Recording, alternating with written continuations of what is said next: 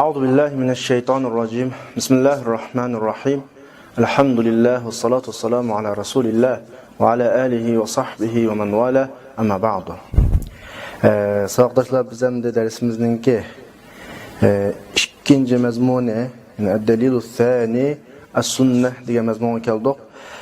Dersine başlaştan ilgili burunqudaklar biz ilgirki mezmunlarını bir qitim tekrarlab o'tamiz.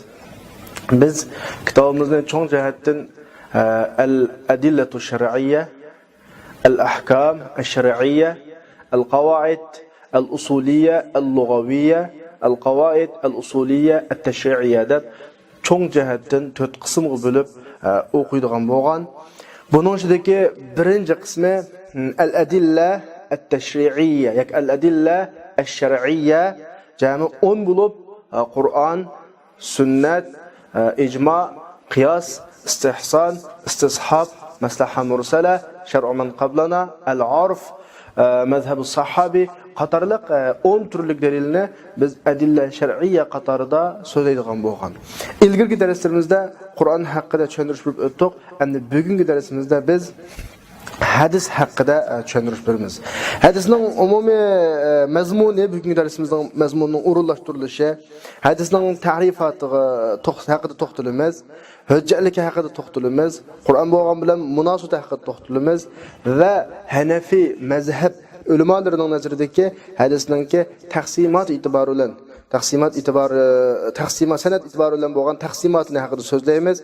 Undan keyin hadisningki dalilligininki qat'iylik va zaniylik masala haqida to'xtalamiz. Endi hadis ta payg'ambar alayhisolatu vasallam Iqro degan vahiyni topshirib olgan kunidan boshlab ta Rasululloh dunyodan ketganga qadar Qur'onning izohatchi sifatida, Qur'onning ijmoliy qismini tushuntiruvchi sifatida, Qur'oni Karim kelgan hukmlarni ta'kidlovchi sifatida, Qur'oni Karim hatto demagan hukmlarni bizga yo'l qo'yuvchi bir tashri' manba sifatida bizningki qonuniy dasturimiz bo'lib keladi. Ammo Qur'oni Karim bilan hadisningki o'xshamaydigan farqi, Qur'oni Karimni payg'ambar alayhisolatu vasallam vahiy tushgan dastlabki zamondan tortib yezish, yozdirish sahobalarga, yodlatish qatorliq taraflarga alohida ko'ngil bo'lgan. Chunki bu Allohningki bizga tushirgan bir kalomi dasturi. Ondan keyin hadis masalasiga kelsak, shu vaqtdagi ilmiy sharoitninki, yeziqchilik vositalarininki hozir bo'lish bo'lmaslik nuqtasidagi sharoitlar tufaylidan payg'ambar alayhisolatu vasallam sahobalarni hadisni yozishdan to'sgan. La taktubu anni ومن كتب عني غير القرآن فليمحه حدثوا عني ولا حرج فمن كذب علي متعمدا فليتبوأ مقعده من النار. Müşahhis arqılıq menden Qur'andan başqa bir narsa yazmanglar. Qandaq adam menden Qur'andan başqa narsa yazgan bolsa, uçurvatson, hadis sözlü sanglar buludu. Hech qisi yo'q. Man qasdan yolg'on so'zlagan adam do'zaxning o'rnini tayyorlab qo'ysin degan hadislar arqılıq şu vaqtdagi ko'ngil bo'lishninki markazini Qur'onga belgilagan, hadisni bo'lsa yodlash orqali saqlab qilishga, o'zaro ig'zoki orqali yetkazishga Rasululloh qiziq bo'lgan. Shu vajidnamda hadis haqidagi tadqiqotlar, Qur'on haqidagi tadqiqotlardan ba'zi bir nuqtalarda ortiq. Masalan, Qur'oni Karim bizga mayli qiroatan, mayli kitabatan bo'lsin, mutawatir shaklda qanaqaliqlar yetib keliglik. Ammo hadis unda emas. Biz bayatın degandek Rasululloh o'z davrida hadisni yozg'ilib qo'ymagan bo'lg'achqa, Rasululloh dunyodan ketgandan keyingi sahobalarning davri, undan keyingi tabiinlarning davri, undan keyingi tabiinlarning toki islom dunyosidagi yeziqchilik davri boshlangan chaqcha hadis talqin va rivoyat shaklida musulmonlarning orasidan naql qilinib kelgan. Yeziqchilik davri boshlangandan keyin undan keyin hadis yozishga boshlandi. Hadis yozishga boshlangan vaqtda ulamolarimiz musulmonlar orasida yuz bergan ba'zi fitna, undan keyin din dushmanlarining suiqasdi, har qaysi g'arazli kishilarningki g'arazni ado qilish uchun qilayotgan yolg'onchi suiqasdlarini ko'zda tutib, hadislarni elishda, to'plashda bir muncha qoida zavobitlarni qana qilgan belgilagan. Ma nuqtada hadis Qur'oni Karimdan tadqiqot jihati sal kangri. Qur'oni Karimning isnodini xuddi hozirgi biz hadisga muomala qilgandek muomala qilishning hojati yo'q. Chunki Qur'oni Karim bayatida o'tgandek bizga mutawatir shaklda mayli labzan, mayli ma'nan, mayli qiroatan, mayli kitabatan mutawatir shaklda yetib kelganlik. Bas uningdagi u jihatdagi bahsi yo'q. Ammo hadisda ta bugunga qadar hadisning shu bir bahsi nima ortiq. Endi biz oldi bilan shu nuqtalarga kirishdan ilgari hadisni bir ta'rif qilsak, hadis, sunnat, bir qancha xabar degandek nomlar bilan atiladi. Andigan sunnat deganning o'z nomi Rasululloh ib kelgan yo'l, ya'ni dinni sunnat deydigan bir ma'nosi bor. Ahkamut taklifdagi farz, vojib, sunnat degan fiqh babidagi sunnat degan ma'nosimi bor, hadis degan ma'nosimi bor. Endi ma'yadagi ad-dalilus sani as-sunnah degani hadis degan ma'noda. Endi bu hadisning ta'rifatiga kelsak, hadis lug'at jihatda bayatida tushunsak bo'ladi. Sunnat lug'at jihatda tariqa degan ma'nosi bor. Xuddi Qur'oni Karimda "Valan tajida li sunnatillahi tabdila" degandek. Undan boshqa bunda mahmud yo'llar bir yo'l jamiyat yo'l qo'yib qolgan bir ish deb tushunsin bo'ladi. Fiqh babidagi bir ahkamlarning bir darajasi deb tushunsin bo'ladi. Uni boshqa ma'nosi lug'at jihatda, ammo yana bir ma'nosi payg'ambarning hadisini ko'rsatadi. Shar'iy islohda hadisning ma'nosi ma nusiba ila an-nabiy sallallohu alayhi va sallam min qawlan aw fi'lan aw taqririn. Ba'zi ta'rifatlarda aw sifatin deganni qo'shaqliq bu haqidagi bir mudda talashlar va Rasulullahning sifatlari bashariymi yoki nabaviymi degandek, u bizning hozirgi navbatdagi kitobimizning hajmi va o'quvchilarning saviyasiga mos kelmaydigan yoki halqan bo'lg'achqa uni biz bu yerda demaymiz. Har holda qayta takrorlasak, ma nusiba ila nabiy sallallohu alayhi vasallam. Ba'zi ta'rifatlarda ma sadara an Rasulillah sallallohu alayhi vasallam min qawlin aw fi'lan aw taqririn. Ya'ni hadis deganimiz Rasulullahdan sodir bo'lgan yoki Rasulullohga nisbat berilgan har qanday bir so'z yoki har qanday bir ish harakat yoki har qanday bir muqarrarlama degan Rasulullahninki tasdiqi degan gap. Tasdiqi bu hadis hisoblanadi. Mushu ta'rifatga qarag'an vaqtda hadis necha xil bo'ladi? 3 xil bo'ladi. Birisi Rasululloh payg'ambarlik sifati bilan musulmonlarga diniy ishlari haqida deyilgan har qanday bir so'z. Bu hadis. İkincisi Peygamber Aleyhisselam peygamberlik sifati bilan musulmonlarga diniy shariat nomidan, yoki diniy shariat sifatida Rasul musulmonlarning oldida qilgan har qanday bir ish nima bo'ladi? Hadis bo'ladi. Uchinchidan shu Rasululloh ba o'rinda yoki yo'q o'rinda musulmonlar tomonidan birasini qilinib, deyilib, bu gap Rasulullohga yetkazilgandan keyin Rasululloh buni tasdiqlagan bo'lsa, to'g'ri shunday qilgani yoki sukut qilingan bo'lsa, mayli oshkor tasdiqlanmasa, zimnan shakl tasdiqlanning yo'li bo'yicha sukut qilgan bo'lsa, mana buni biz hadis deymiz. Unda o'ganda hadisning mushu jihatga turi qanchaga bo'ladi? 3 ga bo'ladi. As-sunan qawliya, ya'ni qawli hadislar, as-sunan al-fi'liya, fi'li hadislar, as-sunan nima? At-taqririya, ya'ni taqririy hadis Rasulullohning tasdiqlagan shakldagi, tasdiqlama shakldagi nima? Hadisda cho'ng jihatni necha bo'ladi? 3 ga bo'ladi. Biz kitobningki birinchi betida mushu masalani o'qiymiz, unda o'z kitob qaranglar. Hadisning ta'rifatiga qarasak, hadis deganimiz shar'iy istilohda hiya ma sadara an Rasulillah sallallohu alayhi va sallam, payg'ambar alayhisolamdan sodir bo'lgan min qawlin, har qanday bir so'z, aw fi'lan, har qanday bir ish harakat, aw taqririn, har qanday bir tasdiq, Rasulullohning tasdiqi bo'pti, ma'shon bo'pti degandek tasdiqlar ko'rsatdi. Mushularni biz hadis deymiz. Unda qolganda biz bayatligimizdek Rasulullohdan sodir bo'lgan yuqoridagi 3 ishga qarag'an vaqtda hadis 3 turli bo'ladi ekan. Birinchisi fassunan qawliya. Qavli hadislar u o'simi Rasululloh xilma-xil maqsad, xilma-xil munosabatlar haqida degan hadislar bo'lib, masalan payg'ambar alayhisalom islomning asosiy kulliyatlardan birini bayon qilib, la darar va la dirar, zakatni bayon qilib fis saima zakatu dengiz haqida va tahur ma'uhu wal hil maytatuhu va undan boshqa Rasululloh dedi degan shaklda kelgan hadislarning hammasi hadis qavli yoki sunan qavliya yoki sunna qavliya deb ataladi. Sunan fi'liya kelsak Rasulullohninki qilgan ish harakati payg'ambar sifatı bilan musulmonlarga shariat bo'lsin uchun qilgan ish harakatining hammasi sunan fi'liya, ya'ni fi'li hadislar bo'ladi. Masalan Rasulullohninki 5 vaqt namozni hay'at arkanlar bilan o'qiganga o'xshash. Rasululloh bu haqida sallu kama ra'aytumuni usalli degan. Rasulullohning haj manosiklarini ado qilish va tartib jarayoni Rasululloh bu haqida xuzu anni manasikakum degan.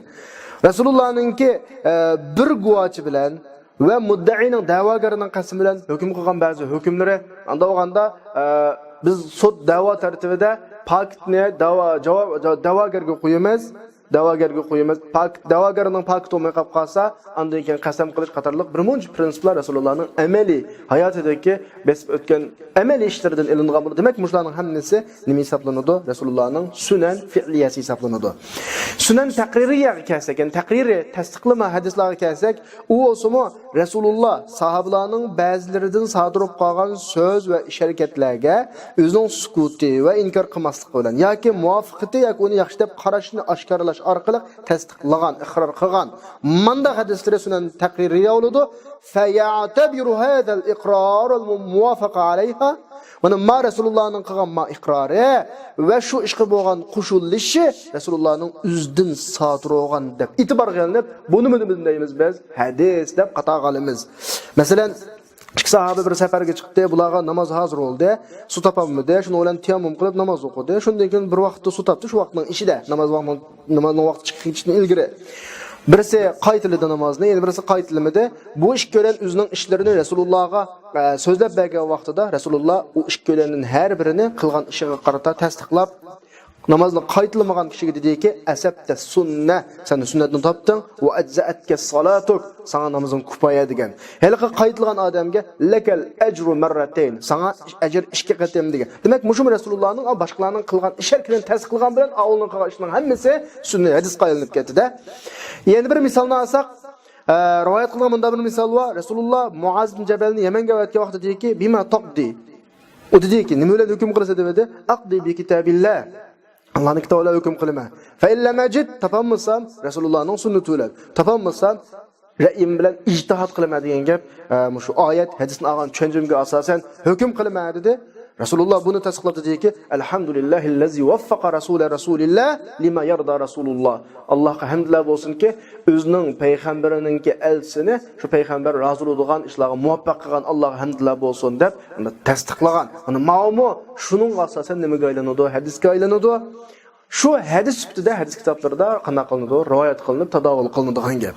Xo'sh, hadisning ta'rifati shu. Hadis umumiy jihatdan nechaga bo'linadi? 3 ga.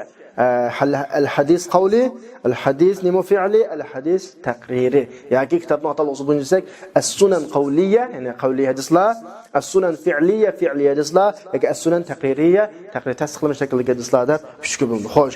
أنا biz dersine davamlaştırıştan ilgili biz talibul ilmilerge nispeten hadis babıda biz talibul ilmilerge nispeten hadis babıda o'qishga tegishlik mazmunlar hadisning cho'ng jihatdan 2 nuqtasiga markazlashishga bo'ladi. Birisi rivoyatan va diroyatan, yana birisi fiqhan va fikran deb ayirdik. Rivoyatan, diroyatan deganlar manbayatni degandek hadisninki Qur'ondan sal kengroq bo'lgan bir bahs alohidligi bor. U o'simi Qur'oni Karim bizga kitabatan, mushafahatan yoki qira'atan mutawatir kelgan bo'lsa, hadis unda kelmaganlik. Shu nuqtadan Qur'onni isnot yo'llarini bahs qilish hojatsiz, ammo hadisni bahs qilish to'g'ri keladi. Shu nuqtadan biz hadisni rivoyatan, diroyatan bahslar ortiq qilishga muhtoj. Yani hadisninki rivoyat qilinish isnot yo'llari va matnisining qabul qilinmaslik nuqtasidan diroyatan degan matnisning qabul qilinmaslik nuqtasidan hadisni tadqiq qilish to'g'ri keladi. Bu tadqiqot cho'ng jihatdan al-mustalah Hamilen bilimiz mustalahul hadis deb huquqliqqa. Andikin al-ilal, andikin al-jarh va at-ta'dil. At-ta'dil, al-jarh va at-ta'dil deb hadisninki shu rijallarga munosabatlik, isnot matnlarga munosabatlik tashrumi fan. Bu birisi. Endi burundan tatib bir narsa itiraf qilmay olmaydi. Bizning vatandagi o'qishlarimizda mushukam, ya'ni rivoyatan va diroyatan mush ikki, ya'ni ikkisini shakllangan bir fan bizda azaldan kam. Taxminan 2005-yillardan keyin vatanimizga kirdi, tarqab o'quvchimiz xabar topdi. Ham bundan keyin cho'nqurlashtirishga muhtoj. Ham buni lekin biz maktabda o'qimaymiz. Uning kitobi ayrim. Ikkinchi hadisni fiqhan va fikran qana qilish, bahs qilish. Fiqhan va fikran deganimiz hamma bilan bilamiz, fiqh kitoblarining hammasining fiqhisi Qur'on va hadislarga asoslanadi. Bu nuqta bizning kallamizda aydın. Biz o'qiyotgan kitobma ham shu nuqtadagi kitob. Biz kitobning oxirida tafsirli o'qiymiz. Qur'oni Karim hadislarga nisbatan usul qoidalarning hammasi o'rtaq ishlatiladi. Biz bugun bundan keyin o'rganmoqchi bo'lgan mayli adilla bo'lsin, ahkam bo'lsin, qavoid usuliyya, lug'aviyya bo'lsin, qavoid usuliyya tashri'iyya bo'lsin, hammasi Qur'on bilan hadisga mojihatda o'rtaq. Ma'o bizningki fiqhan va hadisni tadqiq qilib, hadisdan har xil temalardagi fiqh mazmunlarni elishimiz esa. Undan keyin fikran desa, ma'o hadisninki mafhumul hadisni deb qo'yamiz. Dal Allah subhanahu va taala shu hadislarni o'zining payg'ambari Muhammad alayhisolamga ilhom qilish yoki vahiy qilish orqali ummatga yetkazishning asosiy maqsadi. Ya'ni hadisninki insoniyatning, ya'ni musulmonlarning hayotida o'ynaydigan roli, hayotidagi ko'rsatadigan ta'siri, mandaqcha vaqtda hayot manhiji qilishlik asosiy mazmunlari dal mushu fikr tarafdan olinadi.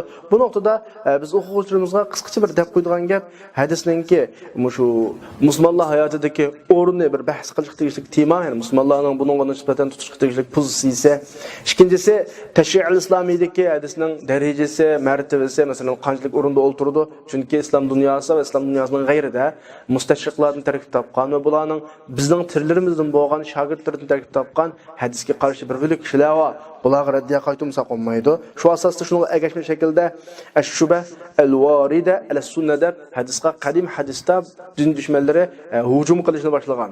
Qur'onga hujum qilmaydiganligiga ko'zi yetib, hadisni o'zining bir oson kiralaydigan ishki deb o'ylab, hadisga tutish qilgan. Hadisning raviylariga ta'na qilish, raviylarini ayiblash, yo'llarini ojlashtirish orqali bizni hadisdan ajratmoqchi bo'lgan bir ahvollar va bularmi bugungi kundagi musulmonlarimiz duch kelayotgan xil ig'ir masalalardan birisi. O'tgan zamondan bahil ham bor. Shunga talabul ilmi qarindoshlarimizning mush nuqtalar alohida ko'ngil bo'lish kerak.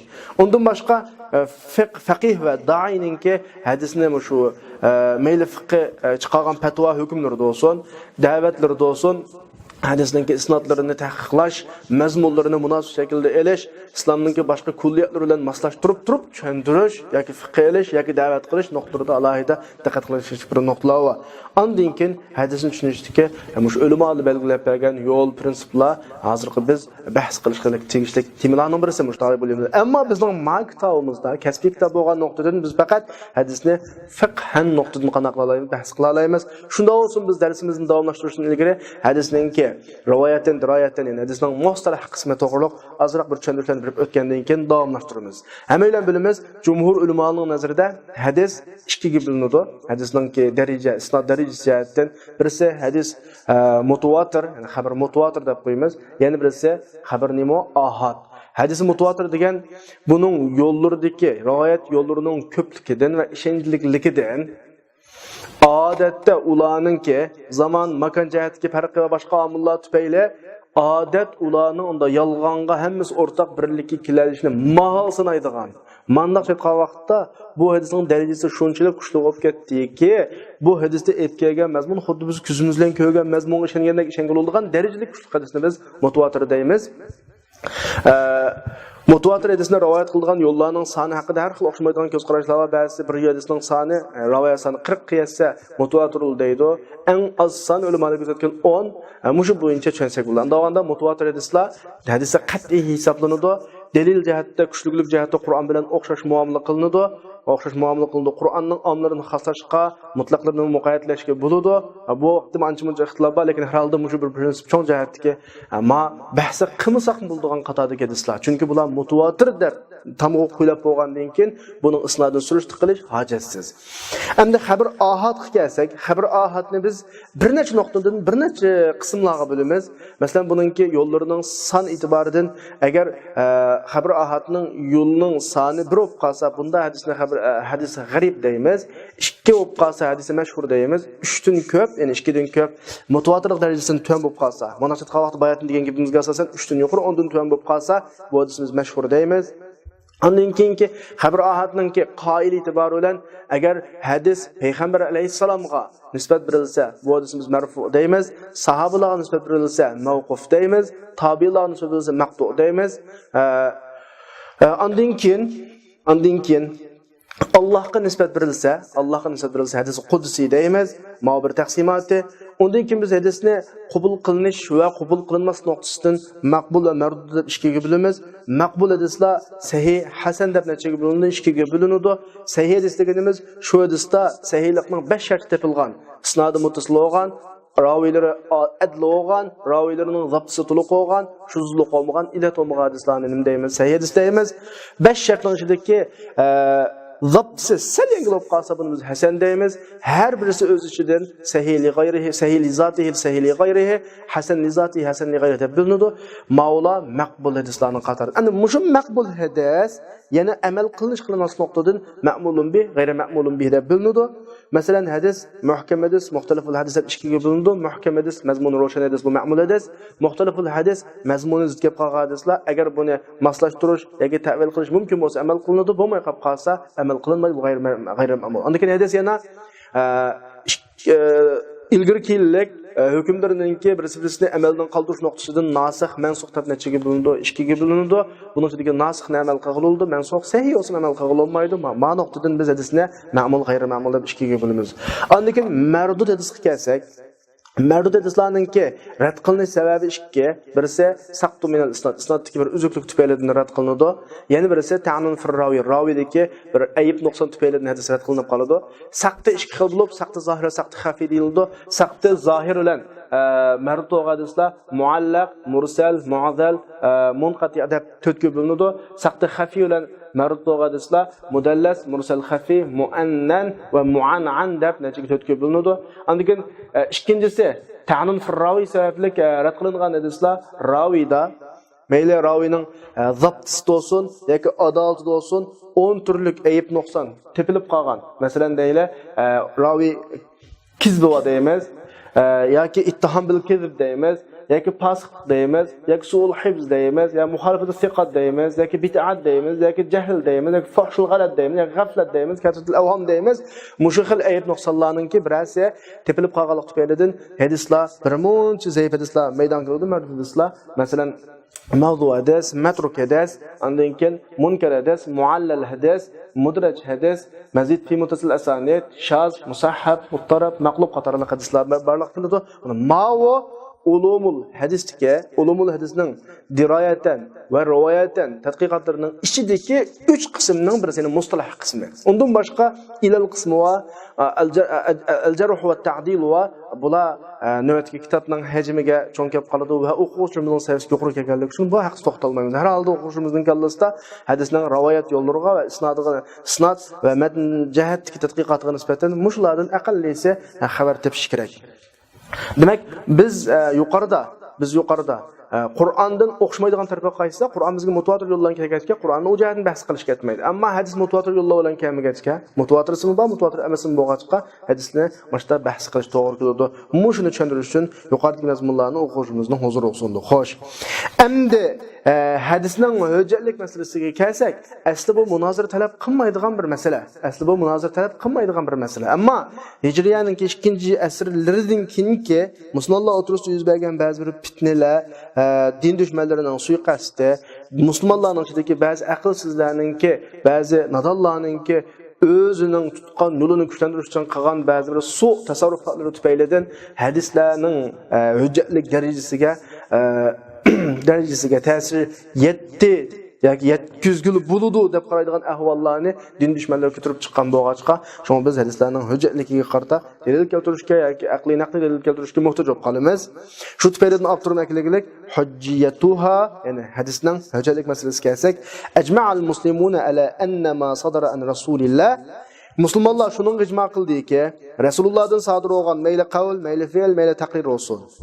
Buning bilan musulmonlarga qonun chiqarish va agishish maqsad qilinganlar bo'lsa, va kana maqsudan bihi tashri'u wal iqtido'.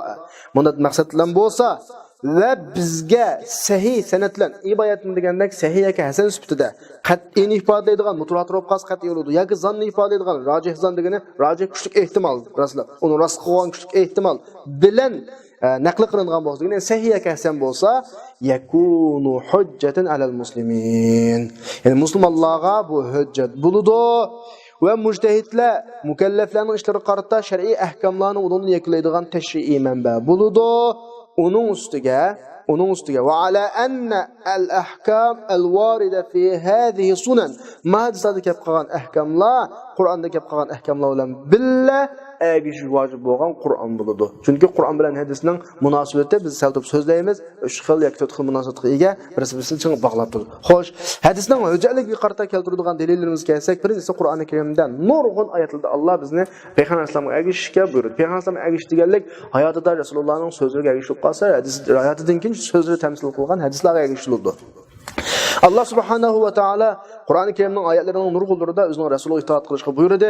Rasuliga qilgan itoatni o'ziga qilgan itoat qildi. Musulmonlarni bir ish datalash qilsa, Allohning rasuliga qaytishga buyurdi. Musulmonlarga Allohning rasuli bir ishni hukm qilsa, tanlash qilmadi va Rasulullohning qazosiga xotirjam bo'lib, ko'ngli uningga qoyil bo'lmagan, taslim bo'lmagan har qanday kishining iymonini nakr qildi, inkor qildi. Va fi hada kulli mushlarning hammasida Allah tarafidan shunning bir paket varki Resulullah'ның təşri'i, yol qoyğan qanuni, dini işləri təşri'un ilahi vacibun ittiba'uhu ki, əgişiş vacib bolğan ilahi təşri, ilahi qanun, ilahi dostur deganning paket oludu. Məsələn, ayətdən oxub baxamdıq. Euzubillahimineşşeytanirracim. Qul ati'ullaha və ati'ur rasul. Ali İmran'ın 32. ayeti. من يطيع الرسول فقد أطاع الله سورة النساء يا أيها الذين آمنوا أطيعوا الله وأطيعوا الرسول وأولي الأمر منكم فإن تنازعتم في شيء فردوه إلى الله والرسول سورة النساء ولو ردوه إلى الرسول وإلى أولي الأمر منهم لعلمه الذين يستنبطونه منهم سورة النساء وما كان لمؤمن ولا مؤمنة إذا قضى الله ورسوله أمرا أن يكون لهم الخيرة من أمرهم طلش yok.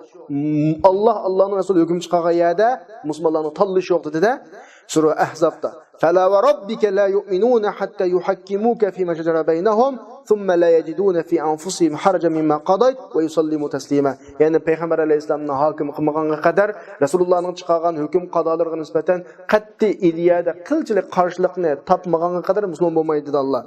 Sura Nisa. "Wa ma atakumur rasul fakhuduhu wa ma nahakum anhu fantahu." Mana mush oyatlarning umumi so'zlar. Fa hadhihi al-ayat tadullu bi ijtima'iha wa tasanudiha. Ayetler o'zining umumi mazmunlari va bu oyatlarning birisining mazmunlarini qo'llashi bilan shuningga keskin dalolat qiladiki, Alloh Rasululloh yo'l qo'ygan shariatda Rasulullohga ergashishni vojib qiladi deganlik mazmun oyatlardan chiqadi. Bu oyatlardan chiqadigan hadisninki hujjatlik dalillari. Ikkinchisi Sahaba Rizvanullahi alayhimlarninki Rasulullahning hayotida olsun, Rasulullahning vafotidan keyin olsun, Rasulullahning sunnatiga, hadisiga ergashishning vojibligiga ijmo qilganligi. Chunki Rasul sahabalarning hayotiga qarab baqsak, buning aks etganligini ko'ra olamiz. Masalan, ular o'zining hayotida Rasulullohning ahkomlarini ijro qiladi. Yumdun ahkamahu. Rasulullohning buyruqlarini, cheklimlarini, halol qilish, harom qilishlarini ijro qiladi, o'rinlaydi.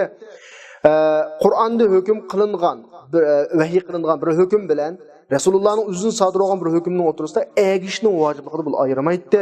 Şuna aşkı Muaz bin Cebel, eğer Allah'ın kitabında men hüküm kıladigan hüküm tapammasam, Resulullah'ın üstünde hüküm kılman degen.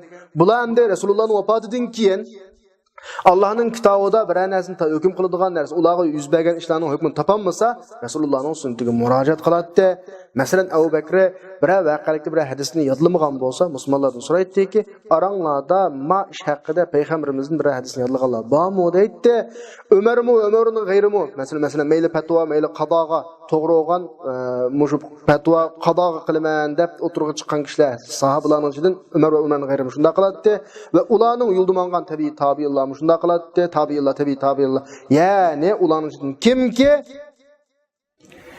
Yani hesapqa qılındıgan, qatağa qılındıgan hech kim Rasulullah'ın sünnetininki naqlisi, isnadı sahilan buludu ekan, onunğa erişiş vacib deganlikda qarshilik qilinib baqqanligi hozirga qadar lam yu'lam, bilinib baqmadi. Yani itibarga qolgan kishining hech qanday bu haqda ixtilof qilmaqlar. Hadisning sunnatligiga, hadisning hujjatligiga üçüncü dalil Qur'oni Karim. Allah şu Qur'oni Karimni kishilarga bir muncha ijmoli, ixcham bayon qilinmagan farzlarni farz qildi. Qur'onda bu farzlarning ahkomlari tafsili kamidi va yak ado qilish shakli kamidi. Masalan, Qur'oni Karimda vaqimus salat deb bor. Namoz o'qing deb bor. Buning qancha vaqt yoki qancha rakat, qanday o'qiysa, bu haqda hech qanday ma'lumotlar yo'q. Va atuz zakat deb bor. Qo'yga qanchalik zakat qiladi, oltin kumushga qanchalik zakat qiladi, naqd pulga qanchalik zakat qiladi, bu haqda Qur'onda yo'q. Kutiba alaykumus siyam deb bor. Ro'zni qanday tutish ahvoli Qur'oni Karimda yo'q. Valillahi alannas hajjul bayt dedi. Hajni qanday qilish tafsiloti, haj faoliyatlarining ahvoli Qur'oni Karimda yo'q. Demak, namozning qanday o'qilganligini, zakatning qanday berilganligini, ro'za hajning qanday ado qilinganligini Qur'on bayon qilmadi. Agar hadisni hujjat emas degan taqdirimizda, ma ishlarning hammasininki bekor ketishi, amal qilmay qilishimiz to'g'ri keladi. Lekin vaqt bayyana Rasul hadal ijmal Payg'ambar alayhisalom ma ixchamlikni o'zininki qavli va amali hadislar orqali qana qildi, bayon qildi. Chunki Alloh subhanahu va taolo Rasulullohga ma bayon qilish huquqini va anzalna ilayka zikra litubayyana lin-nas ma nuzila ilayhim deb ba'di huquq berishlan emas, balki majburiyat Rasulullohning ustiga nimaning Qur'onni bayon qilish majburiyatini qana qildi, atdi. فلو لم تكن هذه السنن البيانية حجة على المسلمين. Eğer ma yuqoridagi bayon xarakterlik hadislar musulmonlarga hujjat bo'lmasa, ular ergishish vojib bo'lgan qonun bo'lmaydigan o'xshab qolsa, ma amkana tanfiz faroidul Qur'on. Qur'onning farzlarini ijro qilish mumkin emas, ahkomlarga ergishish ham mumkin emas. Ma bayani hadislarga ergishish qaysi nuqtadan vojib desa, ya'ni bu bayani hadislar Rasulullohning sodir bo'lgan nuqtadan, Rasulullohning uning kelganligi qarta qat'iylikni, ya'ni qat'iylik deganimiz hadis mutawatirni ko'rsatdi. Yoki uning kelganligi qarta kuchlik ehtimolni, ya'ni sahih hadislar, hasan hadisni ko'rsatdi. Musha xil shaklda rivoyat qilinganlik nuqtadan andikin amal qilish vojib. Demak, xulosalasak, fakullu sunnatin tashri'iyyatin har qanday islomning qoidasiga munosabatli, qonun ahkomlariga munosabatli har qanday bir hadis bo'lsa, sahha suduruha an rasul, Rasulullohning uning sodir bo'lganligi kelganligi sahihlan bo'lsa, mana fahiya bu hadis hujjatun vajibatul ittiba. Ya'ni ergishish vojib bo'lgan bir hujjatdir. Meyli o hadis Qur'oni Karimdagi bir hukmni bayon qilma xarakterida Qur'on bilan bo'lgan munosabat. Biz sal turib Qur'on bo'lgan munosabatni so'zlaymiz. Qur'ondagi bir hukmni bayon qilma munosabatga ega hadis bo'lsin yoki Qur'on jim turgan hukmni paydo qilgan bo'lsin. Nimishqa? Chunki hadislarning hammasining manbasi Allah bayon qilish, qonun chiqarish, hukm chiqarish huquqini bergan ma'sum payg'ambar o'g'achqa bunga ergishishni bo'ldi, vojib bo'ldi. Shuningdek, biz yuqoridagi 3 dalilga asosan hadislarning hujjatligini isbotlaymiz. Hadisning hujjatligi haqida iymon va aqli sog'lom har qanday musulmon da'talash qilmaydi. Bu haq munozir qilishga ham arzimaydi. Endi Qur'oni Karimning hadisning Qur'oni Karimga bo'lgan nisbati degani munosabati. Qur'on o'z oldiga bir qonun, hadis o'z oldiga bir qonunmi? Yoki Qur'on hadisning o'zi shumi? Qanday munosabat bor desa, Qur'on bilan hadisning munosabati do'stga yozilganda 3 xil munosabatga ega. Endi avtor deyotdi, "Amma nisbatu sunna ila al-Qur'on." Hadisninki Qur'onga nisbatan munosabati, nisbati bag'ishlanligi, hujjat qilinish tarafdan va shar'iy ahkomlarni yakunlab chiqishda unga murojaat qilish bu keyingi martabada degani Qur'oni Karimning keyindan keladi. Ya'ni mujtahid hadisqa biror voqelikni izlash uchun faqat Qur'ondan o'zi hukmini bilmoqchi bo'lgan ishning hukmini topolmagan vaqtdan keladi. Ma'vo daraja jihatdagi masala. Chunki Qur'on tashri'ninki, ya'ni shariat ahkomlarining asosi, birinchi manbasi. Qur'on biror hukmga aniq ishorat qilsa, ergishiladi. Hükümgü vakalikni hükmü işaret qilmasa, andikin hadisga murojaat qilamiz. Agar hadisni topdi uni hukmiga qana ergishadi. Bo'lmay qolib qolsa, undan boshqa dalillar bor. Xolos. Ma'vo darajatdagi masalasi. Ammo hadisning Qur'onga uningda kelgan ahkomlarning ichki mazmunlarining munosabati jihatidan bo'lgan munosabati bu yuqoridagi 3 ning birisini o'tib ketmaydi. Birincisi, hadis Qur'onda kelgan ahkam hukmni muqarrarlashtirib ta'kidlashtirgani, hadisning hukmi bilan Qur'onning hukmi o'xshash. Qur'onda kelgani, Qur'onda kelgani shu. Unda bo'lganda fayakun hukm. Hukmning ikki manbasi, ikki dalil bo'lgan bo'ladi. Birisi Qur'onning oyatlaridan isbotlaydigan dalil. Yani birisi Resulullah'ın hadislerinden güçlendirici delil. Mesela müşahkamdan qatarıdan Qur'an-ı Kerim'deki namazı kelgen buyuruq. Qur'an'da aqimus salat dabba hadisde mi ba? İtai zakat biriş kelgen buyuruq. Qur'an'da atu zakat dabba hadisde mi ba? Ramazan'ın uruz toğurluq kelgen delil. Qur'an'dan ba hadisde mi ba? Beytlan'ın hac qilish toğurluq kelgen delil. Qur'an'dan ba hadisde mi ba? Allah'a şirk qilishni tosqan, yalğan guvohlik qilish, atani g'aslik qilish, jonni nahaq o'ldirish, ondan boshqa Qur'onning oyatlari dalolat qilgan nurg'un ma'murat manhiyatlar va Rasulullahning hadisida kuchlantirilgan va ikkisidan bu ishlarga dalil turg'izilgan bunda ishlar va bularga dalil ikki yerdan turg'izilgan bo'ladi. Birisi Qur'ondan isbotlama shaklidagi dalil, yana birisi hadisdan kuchlantirma shaklidagi dalil. Demak, hadis bilan Qur'onning birinchi munosabati ma'vo. Ya'ni hadis Qur'onda kelgan mazmunlarni qana qildi, ta'kidlaydi bu bir. Ikkinchi munosabati hadis Qur'oni Karimda ijmoliy degan ixcham shaklda kelgan mazmunlarni mufassila va mufassira bo'ladigan izohlovchi, tafsir qiluvchi bo'ladi. Yoki Qur'onda mutlaq kelgan hukmlarni qaydlovchi bo'ladi. Ya Qur'oni Karimda om kelgan hukmni xoslovchi bo'ladi. Unda bo'lganda hadis tafsir bo'ladi Qur'onningki. Ya'ni mushu tafsir, mushu qaydlash, mushu taxsisga hadis olib kelgan mushu qaradagi alohidliklar maqsadni bayon qilish uchun bo'lgan bo'ladi. Nimadan desa, dal Qur'oni Karimda kelgan mazmundan bo'lgan maqsadni bayon qilish uchun. Chunki Alloh subhanahu va taolo o'zining rasuliga Qur'onning naslarini bayon qilish haq huquqini berdi va anzalna ilayka zikra litubayyana lin-nas ma nuzila ilayhim degan so'z bilan. Masalan, mushu xildagi hadislarning qatoridan birisi, ya'ni namozni o'qishning tafsiliy bayon qilgan, zakat berishni tafsiliy bayon qilgan, haj qilishni tafsiliy bayon qilgan hadislar mushuning qatoridan. Chunki Qur'on namoz o'qishga buyurdi, zakat berishga buyurdi, haj qilishga buyurdi aytilgan, lekin namozning rakat sonini bayon qilmadi, zakatning miqdorini bayon qilmadi, hajning faoliyatini bayon qilmadi. Endi Rasulullohning amaliy qavli sunnatlari bo'lsa, dal mushu ixchamlikni bayon qilgan sunnatlar shu. Shu tufaylidan masalan shunga o'xshash Alloh Qur'onda sodni halol qildi, jazoni harom qildi. Lekin so'da qaysi, jazoni qaysi bayon qilmadi. Ammo sunnat bo'lsa, dal soda ma'vo, jazoni ma'vo. Sodaning sahihisini bayon qilgani, fasidini bayon qilgani, harom jazonining turlarini bayon qilgani ma'vo hadis. Alloh maytatni harom qildi. Hadis bo'lsa, maytatdan maqsad dengizning maytatdan boshqasi deb bayon qilgani hadis. Va undan boshqa hadislar borki, Qur'oni Karimning ijmoliy qismlaridan bo'lgan murodni, mutlaqdan bo'lgan murodni, amdan bo'lgan murodni bayon qilgan hadislar va ularning hammasi Qur'oni Karimga nisbatan mukmila, ya'ni to'liqlama hisoblanadi va mulhiqi qo'shimcha mazmunlar hisoblanadi. Hadisning ikkinchi munosabati ma'vo.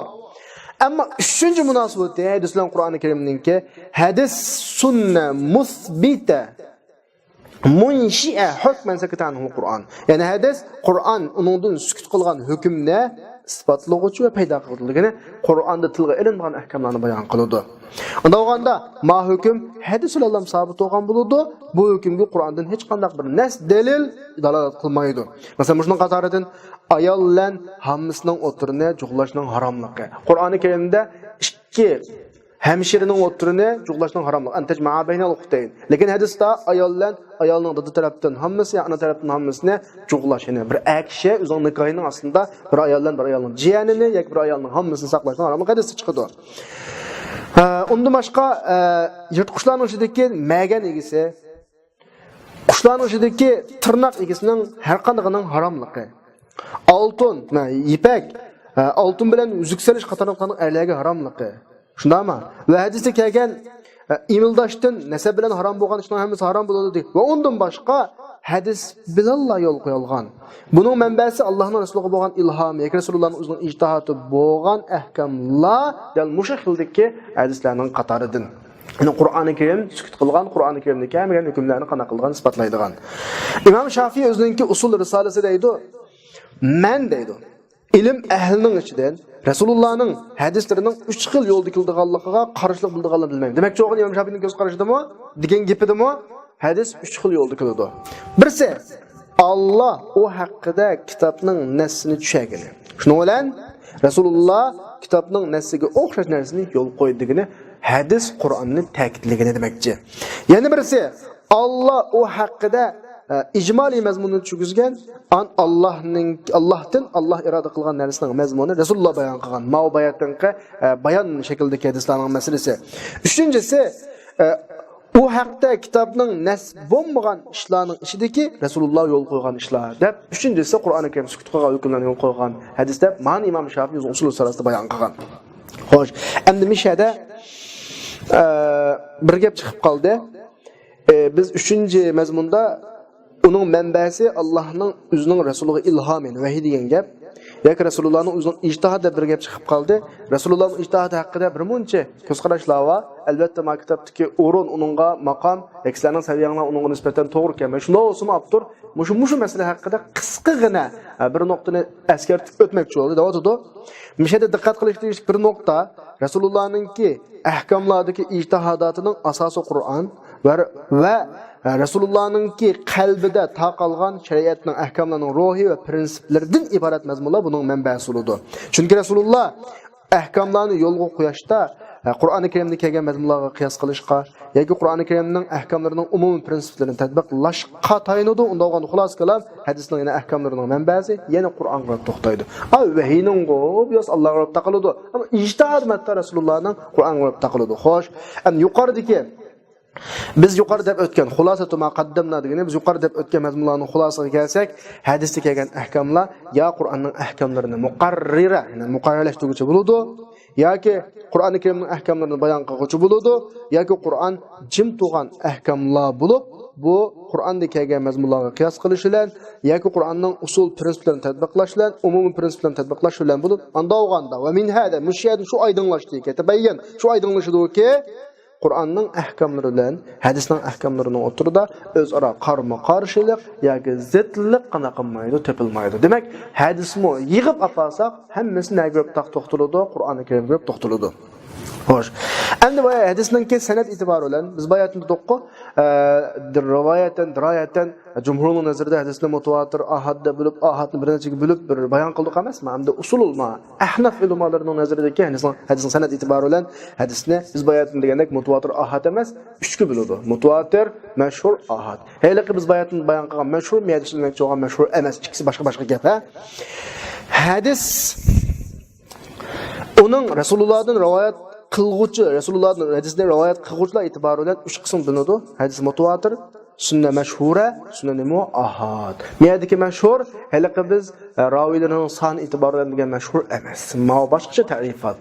Ammo jumhurning nazarida ma nuqtada 2 ga bo'ladi, mutawatir, ahad. Biz bayatni bo'ldik. Ammo ahnaf ulamolari 3 ga bo'ladi, mutawatir, sunna mashhur, ahad deb.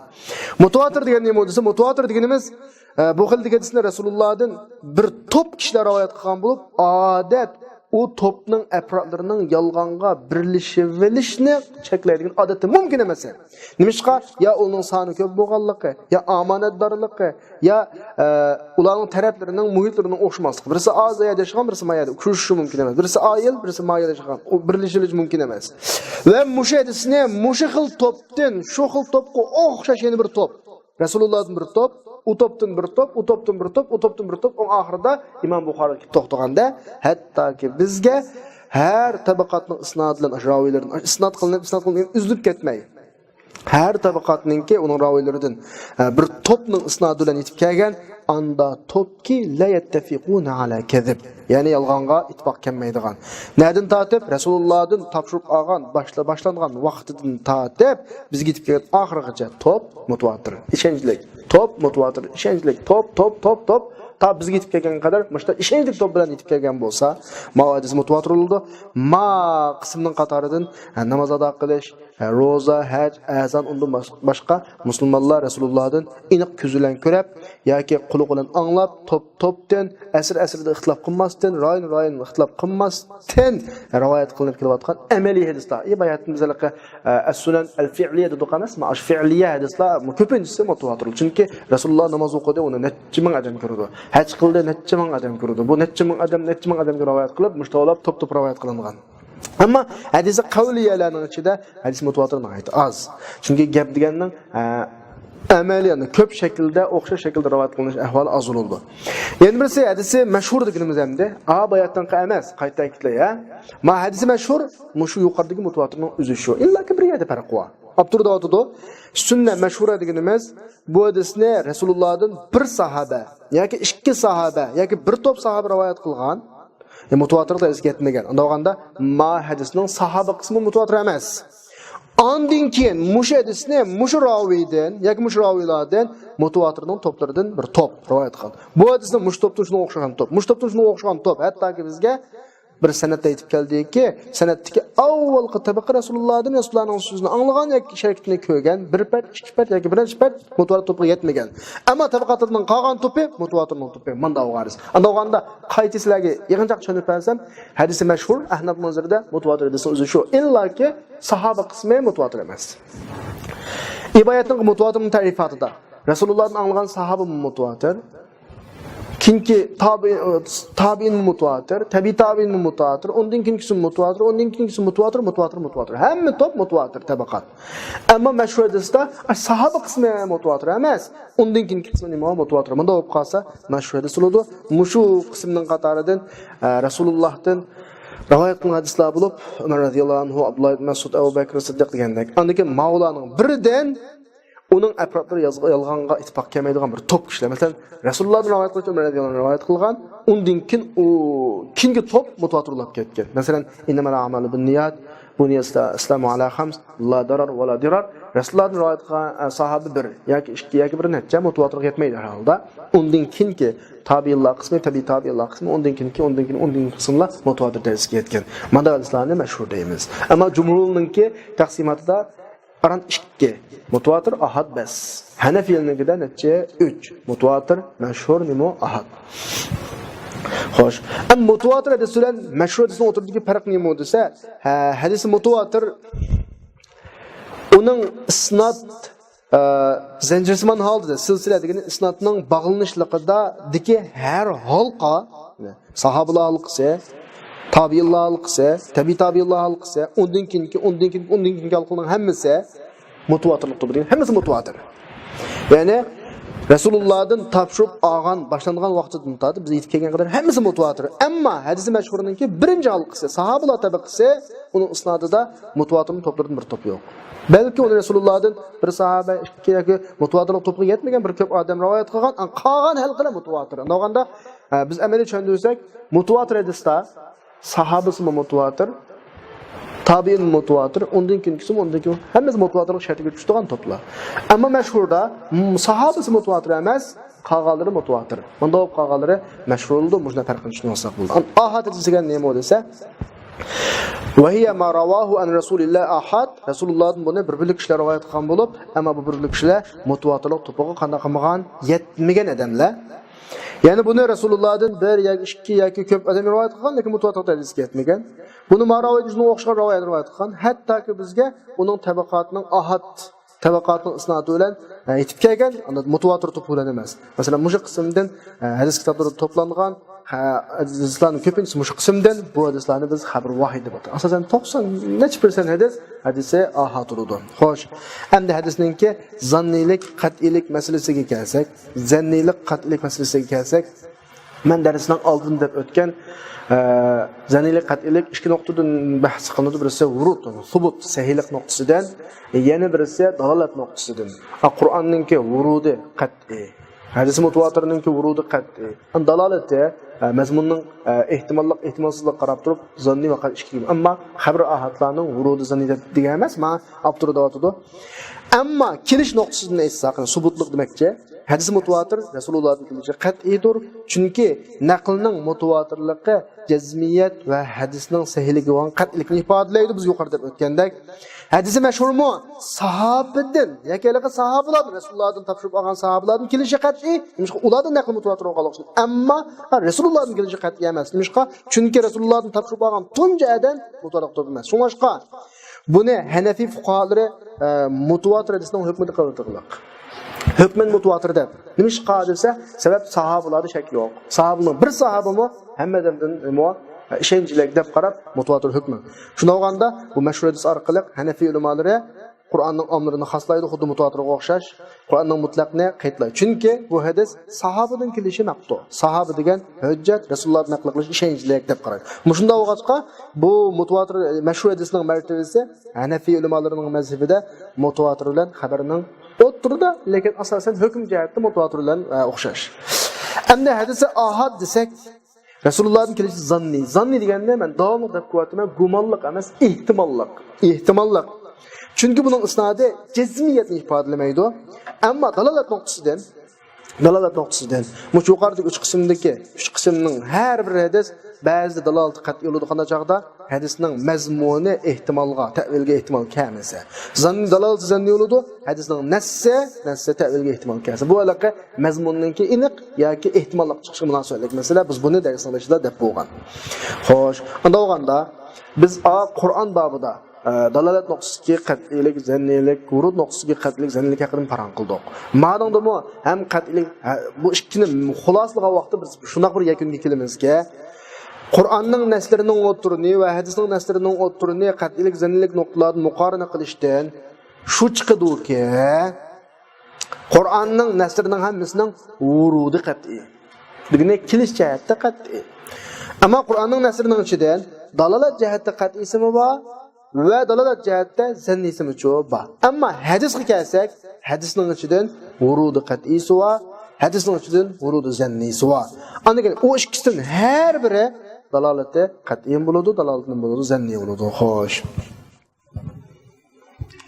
Yuqoridagi mutawatir, mashhur va xabarul ahad iborat hadisning 3 qismlarining har birisi bununla ergishish ve amal qilish vacib bo'lgan hujjat. Nimishqa? Ammo mutawatirga kelsak, chunki mutawatir biz yuqoridagi darslarimizda o'tganimizdek, buning Rasulullohdan sodir bo'lganligi, kelganligi, maqtu, keskin bo'lganligi uchun. Ammo mashhurlan sunnatul ahadga kelsak, bular garchi Rasulullohdan kelishi ehtimolliq zanni bo'lgan taqdirdimi, lekin shu zan ravilarda to'liq tepilgan adolat, zabtning to'liqligi va itqondan iborat ma ishlar bilan turajjah, ya'ni qanday qilindi, kuchlanadi. Albatta, ehtimolning kuchli bo'lishi amal qilishning vojibligi yetarlik va xuddi biz darslarimizda davomli deb kelayotgandek, bir o'stanga birisi tushib ketib qolsa, bir daryodan biriga atrofida turganlarga shuni qutqizish vojib bo'ladi. Garchi shu holatda u bolaning butunlay ketishi keskin emas. Qutulib qolish ehtimalim bor, ehtimalim bor. Demak, uning ölüp ketishi keskin bo'lmasin, lekin biz shu g'oliban shu daryodan chiqolmaydi-ku deb o'ylab uni qutqizishni vojib deymiz. Shuni o'xshagan. Demak, amaliy ahkamlarda g'olibuz zan yetarli. Shuningcha qozi bir guvohchining guvohligi bilan hukm qilaveradi. Chunki garchi bir guvohchining guvohligi o hukm masalasida keskin jazmiyatni ifodalayolmaydi. Faqatlam bu yerdagi guvohlik mashhudun bih guvohlik birligiga ishga nisbatan ehtimolning kuchliligini ifodalaydi bas. Kabe'ga oldini qilishdimi? Tahrir deganimiz bunda aniqlab, bunda qarab faqat oyamida qarab baqsaq, kunning chiqishi mayatlik turdi, kun hozir soat mancha oldi, falaniyada bo'z to'g'rildi, mana qarasak qildi ekan deb, buni tahrir qilib, aniqlab namoz o'qisa durust bo'laverdi. Bu amaliyotda jazmiyat emas, g'alabatuz zanni ifodalaydi. Demak, ahkamlarning ko'pinchisi g'olibuz zanni ustiga qurilgan bo'ladi. Agar har qanday amaliy ishda keskinlik jazmiyatni shart qilinsa, law tuzimal qat'u wal yaqin fi kulli amrin amali lanana nas al haraj kishilarga harajat qildi. Bu aniqlar bu masala. Endi yuqoridagi mazmunlar oxirlashgandan keyin bizning kiradigan muhim mazmunlarimizdan birisi payg'ambar alayhisolamninki mayli qavliy hadislar bo'lsin yoki fi'liy hadislar bo'lsin, tashri emasdir degan haqida ulamoning o'tirisida bir azroq bir masala bor. Yani ulamoning ichidan Rasulullohdan sodir bo'lgan har qanday ish harakat, har qanday gap so'zning hammasi tashri'iy desa, bir ulamolar tashri'iy emasdirmi bor, tashri'iydirmi deydi. Abtur shu tashri'iy emasdirmi bor degan qatardagi ulamolarning qatoridan o'g'achqa, menda Rasulullohning so'zlaridan tashri'iy emasdir deb bir temadan birini keltirdi deb qani biz anglab o'taylik.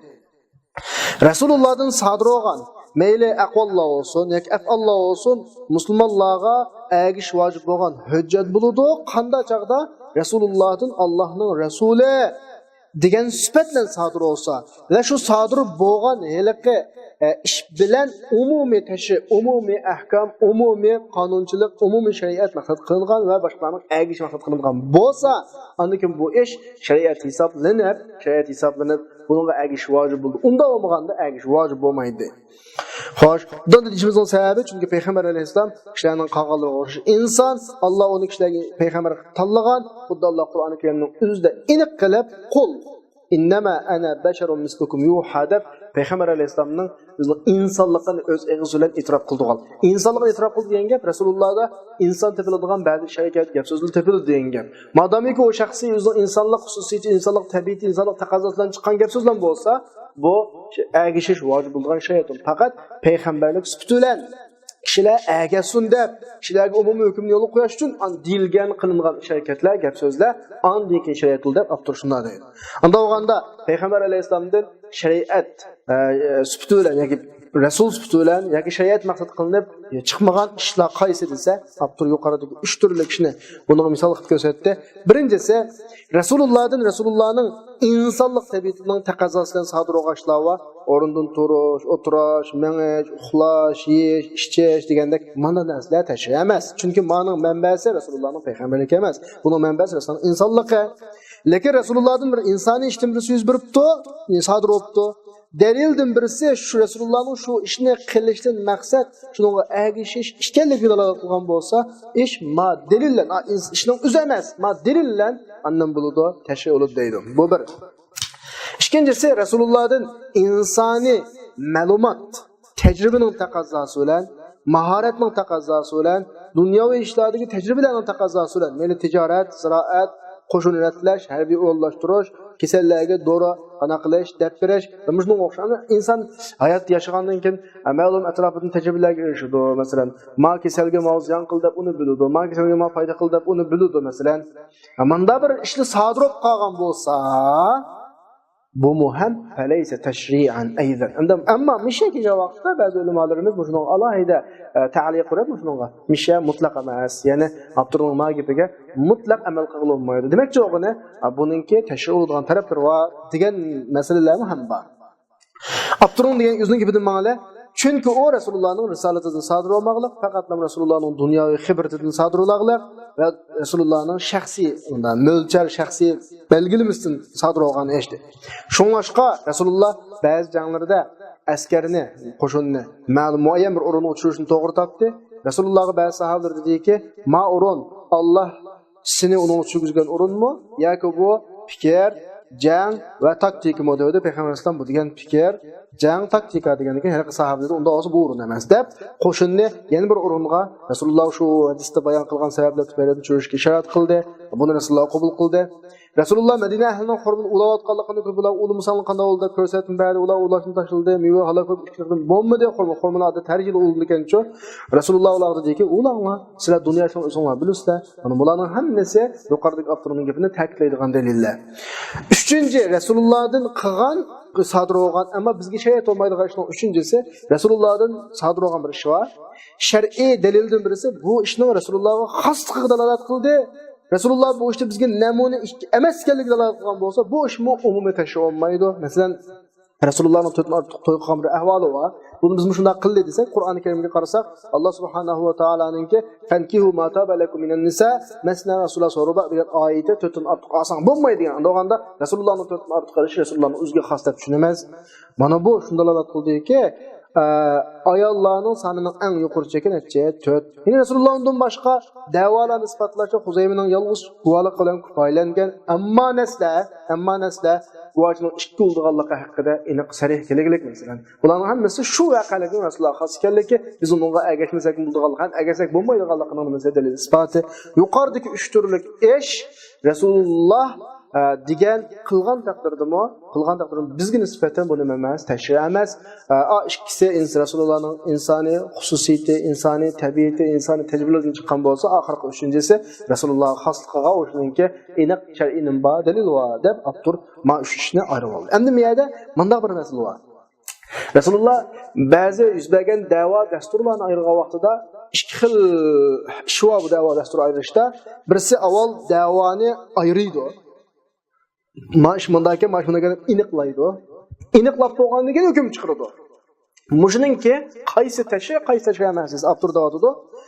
Şunun rioya qilinish kerakki, Rasulullahning da'volaridagi, da'vo dasturlaridagi hukmi ikki ishni o'z ichiga oladi. Birisi Rasulullahning voqealarni isbotlab oydinlashtirishi. Ma'munda ekan deb. Ikkinchisi shu voqealarni oydinlashtirgan taqdirdagi hukmiki, ma'munda ekan, mening hukmim ma'lum. Bu yerda birisi oydinlashtirish, yana birisi hukm chiqarish ikki ish bor.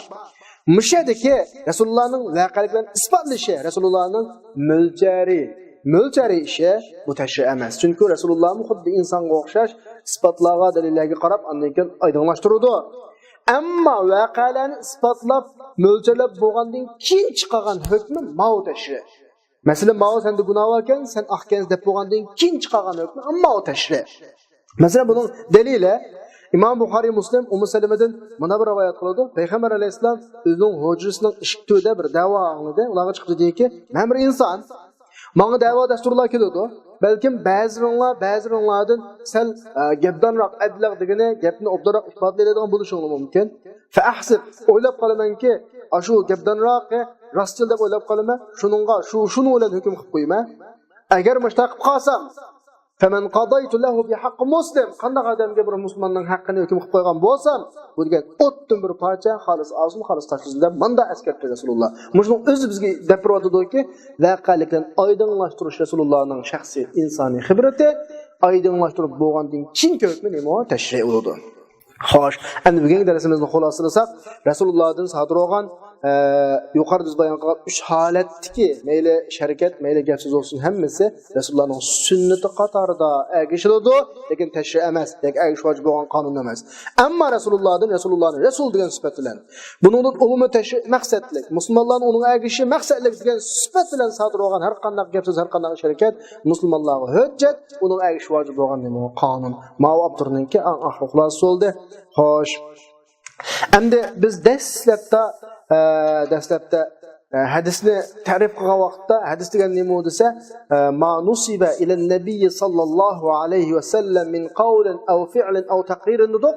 Ashadagi qawlin, fi'lin, taqririn nima maqsad anda bo'lsa desa, yuqoridagi xulosaga asosan, eng oxirgi texmi xulosa hadis shu hadislarni Rasulullohning yo'li, hayotidagi Rasululloh uning ustida tug'an holat iroda qilgan sho'b qolsa, unda hadis degan nima desa, Rasulullohdan sodir bo'lgan mayli qawl, mayli fi'l, mayli taqrir bo'lsin, shuni bilan tashri maqsad qilingan, kishilarning yo'l tepmasi uchun shunga ergashishi maqsad qilingan an qawl bo'lsa, an taqrir bo'lsa, an degan fi'l bo'lsa, ma'u hadis deb ta'rif. Demak, biz darsning 5ida sunnatni tafsir qilgan vaqtda, ta'rif qilgan vaqtda ma sudira yoki sadara an rasulillah min qawlin aw fi'lin aw taqrir deb oxirisiga maqsudun bihi tashri' wal iqtida'u bihi deb ma gapni qo'shib qo'yish yoki kallamizda bo'lsin, chan jihatda bo'lsin qo'shish kerak deydi Abdur.